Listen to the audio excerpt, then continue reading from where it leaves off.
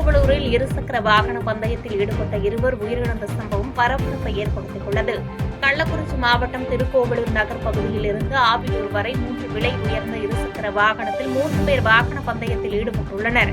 அப்போது மோகன்ராஜ் மற்றும் ஹரிஷ் ஆகிய 2 சிறுவர்கள் திருக்கோவலூர் அடுத்த சைலூர் பகுதியில் வாகனம் சென்று கொண்டிருந்தபோது அதிவேகமாக சென்றதால் நிலை தடுமாறி கீழே விழுந்துள்ளனர்.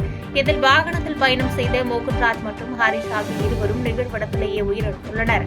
பின்னர் விபத்து குறித்து தகவல் அறிந்த திருக்கோவலூர் போலீசார் இருவரது உடலையும் மீட்டு திருக்கோவலூர் அரசு மருத்துவமனைக்கு அனுப்பி வைத்து பின்னர் பிரேத பரிசோதனைக்காக கள்ளக்குறிச்சி மருத்துவக் கல்லூரி மருத்துவமனைக்கு அனுப்பி வைத்தனர். மேலும் விபத்து குறித்து வழக்கு பதிவு செய்த திருக்கோவலூர் போலீசார் இதுகுறித்து விசாரணை நடத்தி வருகின்றனர்.